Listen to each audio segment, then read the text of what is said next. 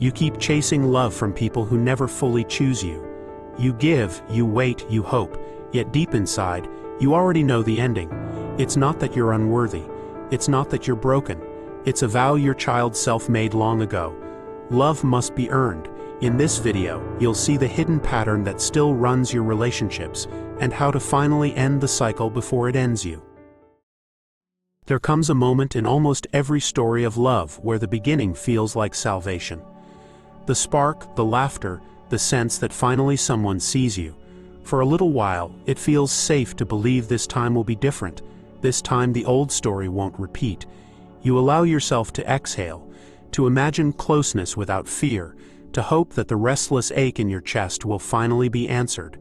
Yet slowly, almost imperceptibly, the atmosphere changes.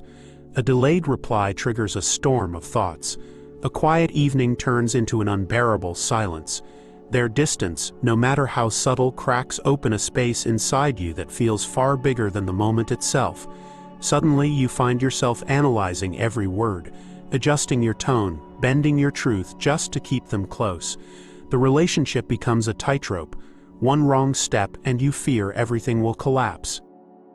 This pattern does not confine itself to romance. You might notice it in friendships where you give endlessly, but rarely ask for anything in return, terrified that your needs would be too heavy to carry. At work, you might become the one who always says yes, the one who takes on more than anyone else, hoping that extra effort will finally earn you recognition, only to discover that the more you give, the more invisible you become. Even in family, you might find yourself performing old roles, keeping the peace, softening your edges, silencing your truth, not because you want to, but because you fear that revealing your full self would risk rejection. Everywhere the pattern repeats, wearing a different mask but singing the same old song. Bend until you break, silence your voice, disappear yourself in the name of love. And when none of it works, the blame turns inward. You may tell yourself that you're too sensitive, too needy, too complicated, as though your longing for connection is an error in your design. Or you swing to the opposite extreme, building walls, becoming cold, untouchable, unreachable, convincing yourself you don't need anyone at all. But beneath both masks lies the same wound, the deep and unspoken belief that love is not safe as it is, that you must earn it, fight for it, prove yourself for it, and that if you fail, you will be left behind. This belief burrows into your nervous system like a code, whispering that vulnerability is danger and closeness is a risk you cannot survive. Most people don't see this pattern for what it truly is. They call it bad luck, or think they just haven't met the right person yet. They believe if they try harder, communicate better, find someone different, the story will change. But the story doesn't change because the pattern is not about them out there. It's about the vow inside. The invisible script is already written long before the relationship begins. And unless it is named, it keeps repeating. And perhaps this is why you're here now. Because something in you is tired of running circles around the same invisible fire. Something in you knows the pattern isn't random. It is a calling, a signal, a reminder that the time has come to finally face what has been hidden. There is a truth most never realize.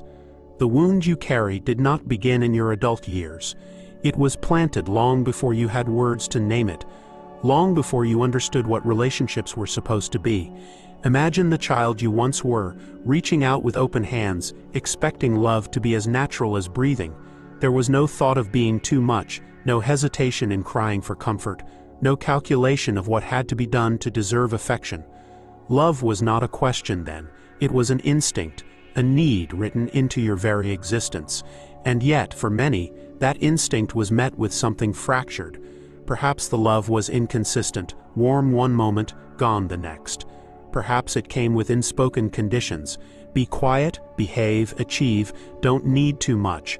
Or perhaps it barely arrived at all, leaving you to feel the ache of absence long before you could articulate what absence even meant. In those early years, the nervous system does not simply record events, it adapts, it learns, it reshapes itself around the reality it meets, even if that reality is harsh.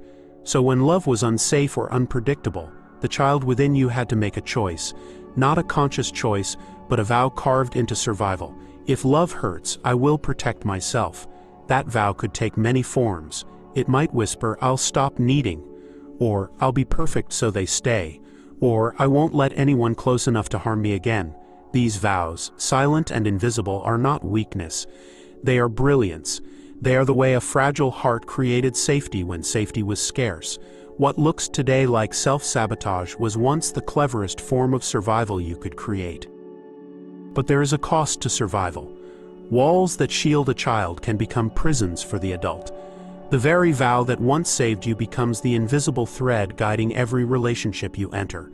When someone offers you kindness, your body remembers not comfort but danger. When someone leans close, your nervous system whispers that closeness is pain. And so you push them away, or you cling so tightly the bond cracks beneath the pressure. Either way, the cycle repeats, not because you are broken, but because the child in you is still keeping the old promise. Love must be earned, or it cannot be trusted. This is why most people don't see the pattern. They are looking at the present when the script was written long ago. Think of it this way. Your adult self may crave love, but your child self still controls the gates. The adult says, I want intimacy, the child replies. Intimacy is dangerous, the adult says. I want stability, the child whispers. Stability is a trap. The adult tries to move forward, but the child pulls back. And because that child's vow is embedded in the nervous system, the pull feels stronger than logic. This is why you may find yourself repeating the same cycle with different faces, why you may recognize the red flags and still ignore them, why you may tell yourself this time will be different, even as your body drags you back into the same story. It is not stupidity, it is loyalty to an ancient vow. And here lies the paradox. You did not even know you made that vow. You were too young to see it as a choice, too desperate to survive to call it anything other than necessity. This is why healing cannot begin by telling yourself to just do better. You cannot think your way out of a vow made beneath thought. You cannot lecture the child into believing love is safe. That child has no use for logic. They only know what they felt, what they endured, what they promised themselves to endure again if it meant survival. Until you acknowledge that vow, until you see it not as a flaw, but as a spell cast in desperation, you will confuse survival for identity and sabotage for fate.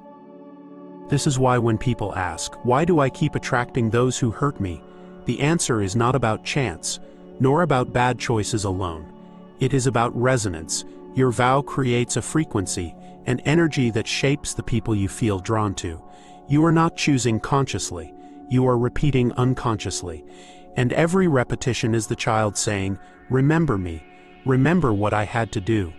Remember the love I longed for and never received, the partners who cannot commit, the friends who take but rarely give, the jobs that exploit your effort. They are all mirrors of the vow that still breathes inside you. Most people, when they hear this, feel an ache in their chest. Perhaps you feel it too. That ache is not proof of damage, it is proof of memory. It is the echo of a child you forgot you once were, the one who adapted so well that you mistook survival for personality. To hear that echo now is not a curse but an invitation. It means you are finally ready to see the vow for what it was. Not a sentence, but a survival code. Not destiny, but memory. And memory can be met. Memory can be honored. And once it is honored, it can be rewritten. You might think the past should stay in the past. After all, you grew up, you built a life, you found ways to function. But memory is not just in the mind, it is stored in the body, in the reflexes, in the invisible choices you make before you even realize you are making them. This is why the childhood vow that love must be earned continues to echo through your adult life, shaping the relationships you choose, the boundaries you set, and even the way you breathe when someone looks at you with tenderness. It is not that you enjoy suffering or that you consciously seek out pain. It is that your nervous system still whispers the same message it learned long ago. Closeness is danger, distance is safer, and if you want to be loved at all, you must perform. And so the cycle continues, not out of desire, but out of survival written into your very being. In love, this vow shows itself most clearly. You may find yourself drawn again and again to people who cannot meet you fully, the ones who pull away just as you reach closer, or who offer affection only in fragments, enough to spark your hope, but never enough to anchor your heart. Rationally, you know these dynamics are unhealthy. You see the red flags, you hear the advice from friends, you promise yourself not to repeat the past. But when the pattern returns, it is not your logic making the choice, it is the vow buried beneath logic. Your body feels a pull toward what is familiar, even if that familiarity has always ended in hurt. And in that moment, you may confuse familiarity with destiny, telling yourself, this must be love, when in truth it is only the echo of the child who once decided, love will never come freely. The same vow shapes your friendships too. Perhaps you are the one who always listens, always gives, always shows up, but when your own need arises, you hesitate to voice it. You fear being a burden, fear being rejected, fear being too much, so you swallow your needs, convincing yourself that being endlessly supportive is safer than asking to be supported. But underneath, a quiet resentment grows. You feel unseen, unappreciated, yet you cannot bring yourself to break the pattern because your nervous system still equates asking with danger. And so the cycle repeats. You give and give, hoping one day someone will notice, but inside you already expect they won't. The child's vow plays on repeat. If I don't earn it, it will disappear. Even at work, the vow does not stay silent. You might notice yourself volunteering for tasks no one else wants, staying late, overextending yourself to prove your worth. You may achieve again, and yet feel restless, unsatisfied, as if recognition always slips just out of reach. Promotions may come, accomplishments may pile up, but the inner voice whispers, it's not enough, you're still not enough, and no matter how much you give, the feeling of being overlooked returns. This is not laziness nor lack of talent. It is the vow itself, shaping even your ambition, binding you to the endless cycle of striving without a rival. The body itself bears the marks. Anxiety that spikes when things get calm, because calm once meant danger might be near. A racing heartbeat when someone says, I love you, not out of joy but out of fear, as if those words might be followed by abandonment. Restlessness when intimacy deepens, as if safety itself feels unsafe. This is the nervous system's language. Old alarms still sounding even though the threat has long passed, and this is why so many feel trapped. Because they are not fighting ideas, they are fighting reflexes written into the flesh. You cannot outthink what the body believes to be true. You can only begin to see it, to witness it, to remember where it came from. And perhaps most painfully, the vow shows itself in the silence you keep with yourself. How often do you dismiss your own needs before anyone else has the chance? How often do you silence your own truth before a word escapes your lips? The self-abandonment is so automatic you may not even notice it. You scroll, you distract, you busy yourself so you don't have to hear the ache inside. Yet that ache is not proof of brokenness. It is proof of loyalty. It is the child saying, I am still here, waiting to be remembered. And until you pause to listen, until you allow yourself to admit that the silence hurts, the vow remains in control. If you feel these words pressing on your chest right now, know that you are not alone. These patterns are not quirks, not accidents, not proof that you are defective. They are the evidence of love gone missing, the scars of a survival code that kept you alive. And if any part of this feels familiar, let your truth echo below. By naming it, you take the first step out of silence. By sharing it, you remind yourself that what once isolated you is now the bridge to connection. When you begin to look more closely at these repeating patterns, something strange emerges. They don't feel random, and they don't feel entirely senseless. Beneath the pain there is a kind of order, a strange rhythm that almost feels purposeful. At first, this realization can be frustrating. You wonder why you seem to sabotage yourself, why you push away what you claim to want, why your heart pulls you toward the very people who cannot hold it.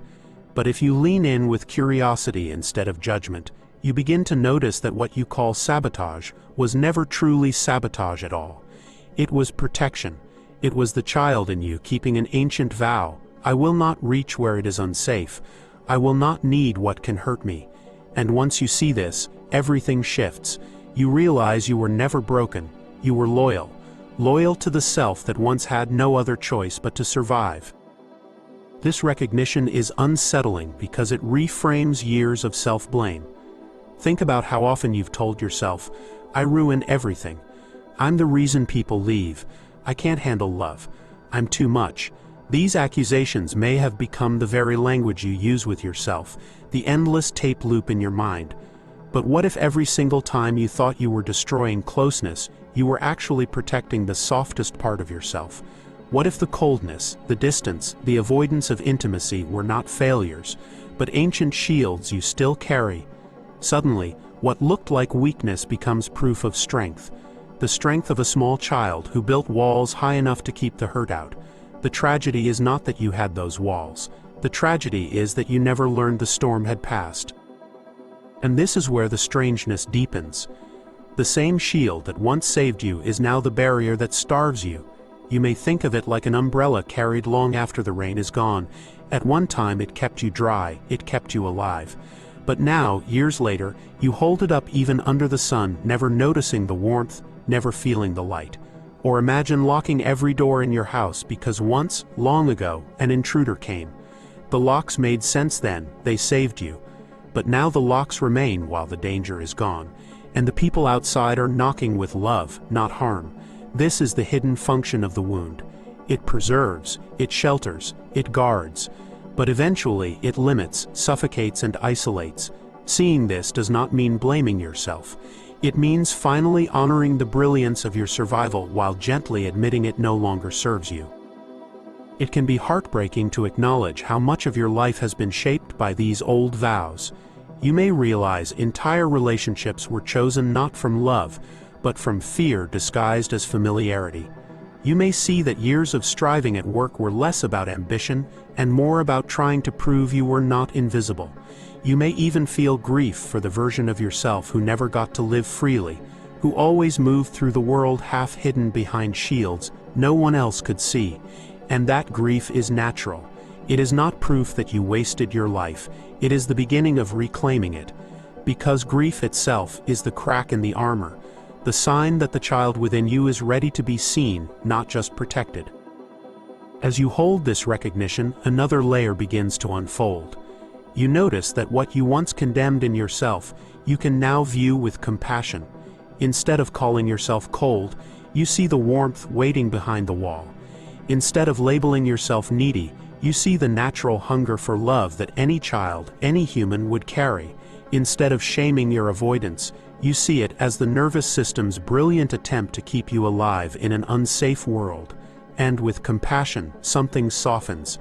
The shield is no longer an enemy you must destroy, but a relic you can honor, thank, and eventually set down. Healing does not begin with tearing yourself open. It begins with recognizing that the defenses you hate were once the only love you had. Yet recognition alone is not enough. You may understand that your avoidance was once protection, but still feel powerless to stop it. That is because the vow lives not only in your mind but in your body, in the way your muscles tense, in the way your breath shortens, in the way your heart skips when someone comes too close. You cannot simply reason it away.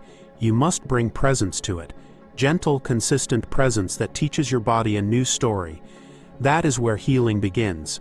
Not in condemning the old shield, but in slowly proving to yourself that you no longer need it.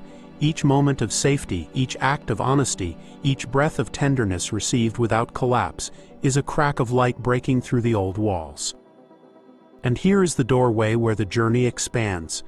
The vow that love must be earned is deeply connected to another wound, the wound of never feeling enough. These two dance together, binding you in exhaustion. One convinces you that intimacy is unsafe, while the other whispers that you must endlessly prove your worth to deserve it. If this truth resonates, there is another step waiting for you. That is why I created the video 5 wounds that shape every relationship you enter. You will find the link in the description below. In that teaching, we open the next chamber of this labyrinth, seeing how these wounds don't just appear in isolation, but weave the entire fabric of your relationships. And when you are ready, that path will be waiting. But even before you take that step, Let this realization settle. You were never a failure for carrying shields. You were never cursed for repeating patterns. Every wall you built was an act of devotion to the child you once were, and the fact that you can see this now means you are standing at the threshold of transformation. The shield did its job, it kept you alive. But you are alive now, you are here, and you no longer need to confuse survival with life. When the realization lands that your patterns were never punishments but shields, something inside you exhales for the first time in years. The war you thought you were fighting against yourself begins to reveal its truth. There was never an enemy, only an abandoned ally. The walls you despised were the hands of your child self, trembling but determined, holding you away from danger the only way they knew how. And now, standing here with this awareness, you face the sacred question: what will you do when the shield is no longer needed? For this is the threshold where survival ends and life begins, not because you are fixed, but because you no longer need to mistake protection for identity. The movement from survival into wholeness does not happen in a sudden blaze of light. It unfolds slowly, like dawn breaking after a long night, soft at first, almost imperceptible, until one day you realize the darkness has lifted. It begins with the smallest acts, allowing calm without waiting for chaos to return, receiving kindness without suspicion, speaking one truth and noticing the world does not collapse. Each act is a quiet rebellion against the old vow, a whisper that says, I am safe enough now to live without the armor.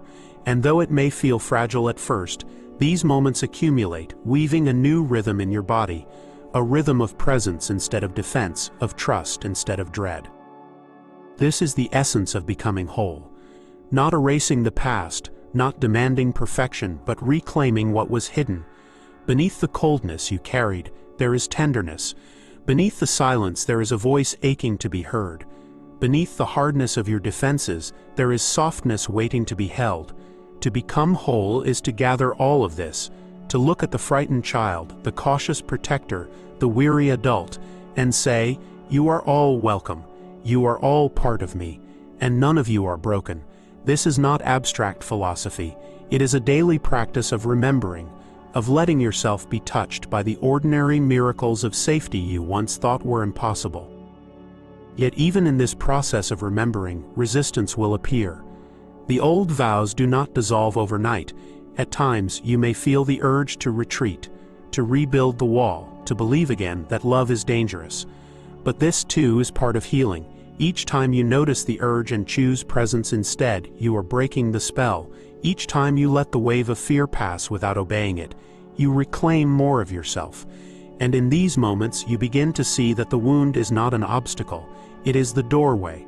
It was never meant to end you, it was meant to awaken you, to show you where love is needed most, not in the eyes of another, but in the heart that beats inside your own chest.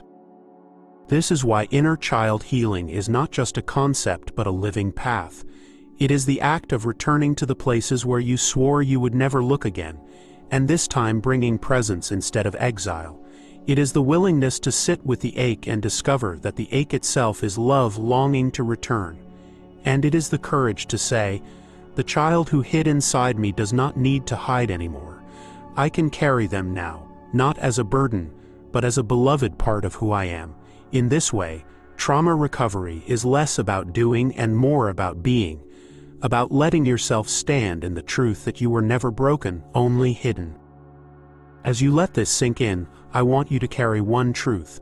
The very fact that you are here, listening, means the timing is right. You did not arrive at this moment by accident. You are not late. You are not behind. You are precisely where your soul decided you could finally bear to look. And that is the mystery of healing. It arrives not when you demand it, but when you are strong enough to receive it. If these words have stirred something in you, let it be spoken. Share below what part of your story echoed here, for by naming it you remind yourself and others that none of us are walking through this alone.